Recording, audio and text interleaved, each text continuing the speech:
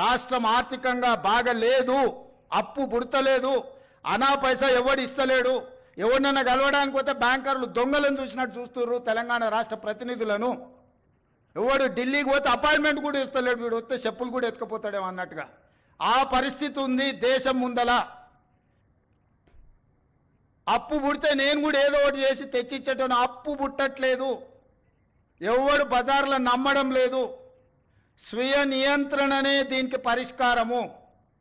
ఉన్నంతలో గౌరవంగా సంసారాన్ని నడిపితే బజార్లో ఎవడైనా నమ్ముతాడు. వీధికెక్కి రచ్చ చేసుకుంటే, కుటుంబం పరువు బజార్లో పడేసుకుంటే ఎట్లుంటుందో, ఉద్యోగ సంఘ నాయకులారా, రాష్ట్ర ప్రభుత్వం అనేది మన కుటుంబము. ఈ పరువును బజార్లో మీరు పడేస్తాము అనంటే కుటుంబ పెద్దగా వద్దు అని నేను విజ్ఞప్తి చేస్తున్నా.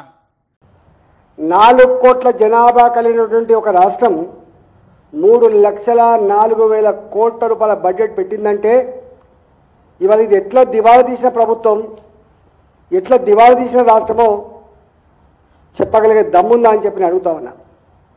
రేవంత్ రెడ్డి గారికి ఒక నైజం ఉంది. మోసగించే వాళ్ళని నమ్ముతారు, అబద్ధాలనే ప్రజలు ఇష్టపడతారు, అబద్ధాలు చెప్పే నాయకులనే ఆదరిస్తారనేటువంటి మాట ఏతుందో ఇవాళ ఆయన మాటలు ఇవాళ నిజమని ప్రూవ్ అయింది అలా.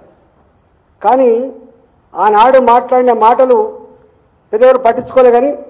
కానీ ఇవాళ మీరు మాట్లాడుతున్న మాటలు తెలంగాణ ప్రజల ఆత్మస్థైర్యం దెబ్బతింటా ఉంది, తెలంగాణ ప్రజల ఆత్మగౌరవం దెబ్బతింటా ఉంది. తెలంగాణ ప్రజలలో ఏ సాహసం, ఏ కమిట్మెంట్, ఏ పని చేయాలని తపన ఉంటుందో ఇలా అది దెబ్బతింటా ఉంది. నువ్వు ధ్వంసం చేస్తున్నది నీకు అధికారం ఇచ్చిన కర్మానికి, నువ్వు ధ్వంసం చేస్తున్నది నీ కాంగ్రెస్ పార్టీని మాత్రమే కాదు, నువ్వు ధ్వంసం చేస్తున్నది తెలంగాణ సమాజాన్ని ధ్వంసం చేస్తున్నావు, తెలంగాణ రాష్ట్ర గొప్పతనాన్ని ధ్వంసం చేస్తున్న విషయాన్ని నువ్వు మర్చిపోవద్దని చెప్పి నేను మనవి చేస్తా ఉన్నాను.